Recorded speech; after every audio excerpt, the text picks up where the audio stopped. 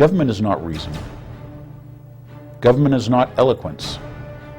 Government is force. And like fire, it's a dangerous servant and a fearful master.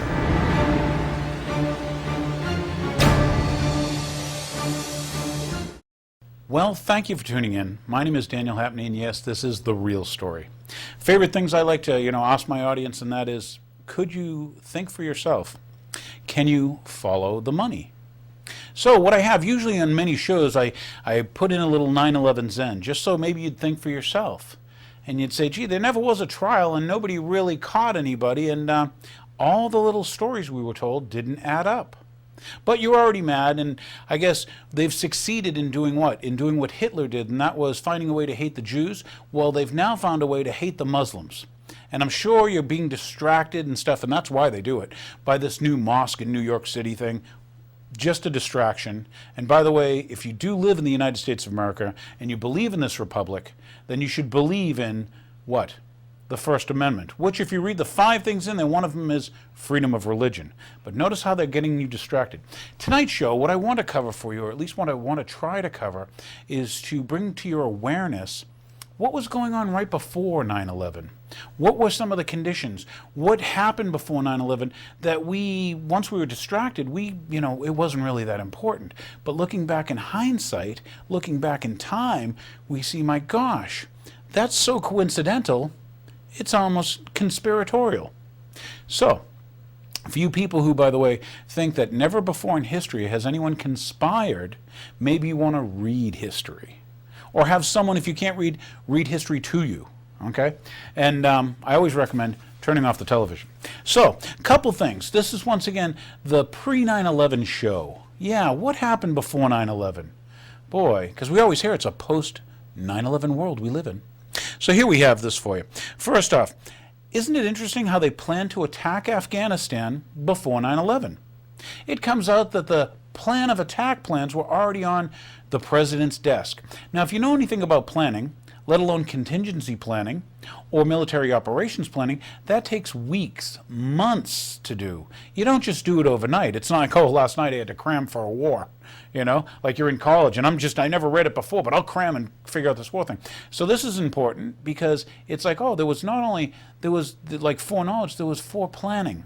So, don't believe me, I'd like you to do your own due diligence, but here, you can take a look at some of these. Here's the BBC, MSNBC, geez, you can even go with the CBS stuff. But what's important is, as you look at these pictures, keep showing the pictures as I talk, over in India, how the Indians were going to work with the Russians and the Americans on a plan of attack for Afghanistan before 9/11.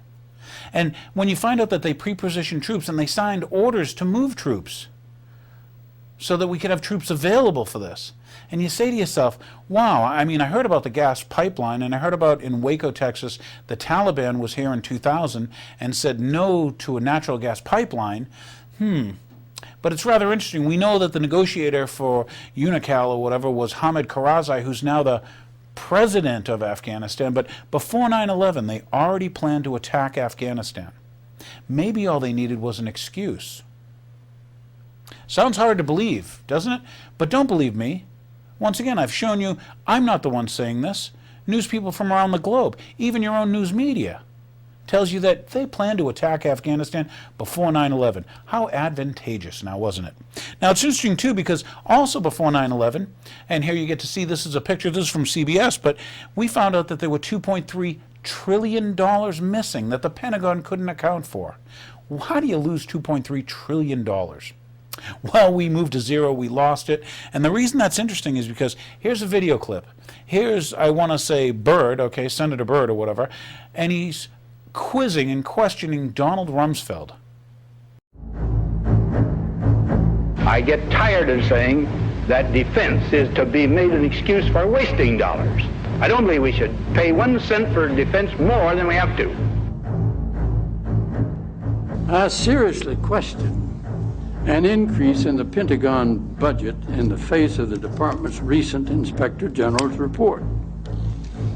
How can we seriously consider a $50 billion increase in the defense budget when DOD's own auditors say the department cannot account for $2.3 trillion in transactions in 1 year alone. It is, I was going to say terrifying. It is such a monumental task. I have met with two former officials of the Pentagon who served in the budget and controller and those areas. And I've mused over the fact that I've read some of these things and asked what they thought.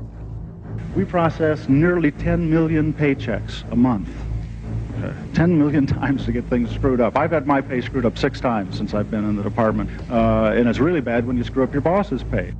I doubt, to be honest, that people inside the department are going to be capable of sorting this out.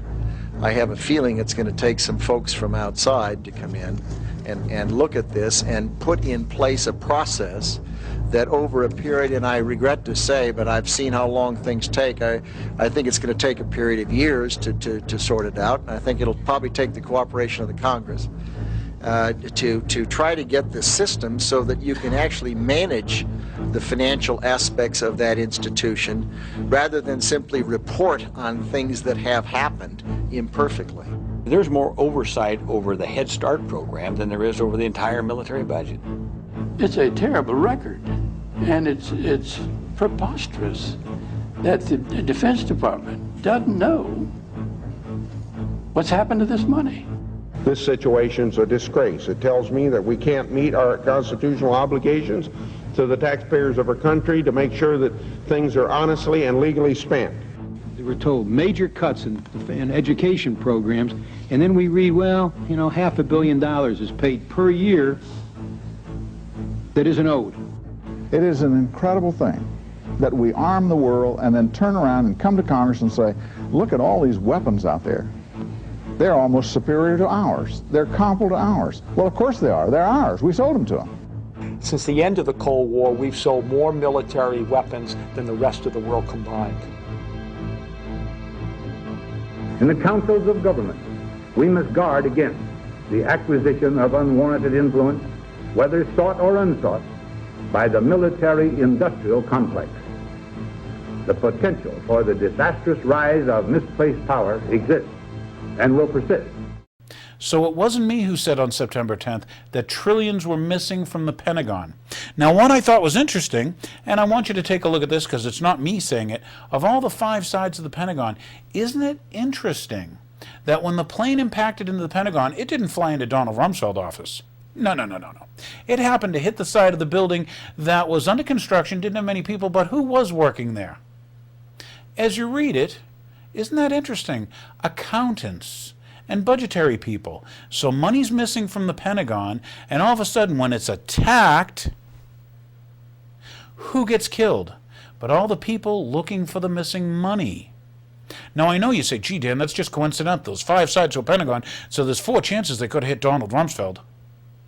Once again, if you're attacking the come on, are you buying this stuff? Also, too, I'd love you to look at the whole, but do your own due diligence. Why don't you take a look at the military's photos, the U.S. Army and stuff, of the Pentagon when it was hit, and tell me how you fit a 757 through the hole. Would you please?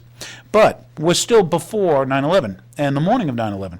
Isn't it funny that the senior Bush, that's right, the president's father, who used to direct the CIA, and remember, Osama bin Laden was with the Mujahideen when the Russians were Afghanistan, right? Put those together yet? And the CIA was funding them and giving them things like Stinger missiles, right? But Senior Bush was meeting with who? Well, first off, Bush is a partner in the Carlyle Group, an investor, yes. And who else is? Well, it just so happens Osama bin Laden's brother. So, what was Bush doing right before 9/11, before the attacks? He was in a meeting with Osama bin Laden's brother. Kind of interesting, huh? These things that happened before 9/11. Rather interesting. Maybe for you, the viewers, maybe it makes sense, maybe it doesn't. Okay? But here's one I like to go with. And first, we'll take a look at the pictures because it's not me reporting it to you. I'm just letting you know that things happened before 9/11. And one of them was someone put all sorts of put options on only 2 airlines, okay, and a couple financial companies that just happened to be housed in the World Trade Center.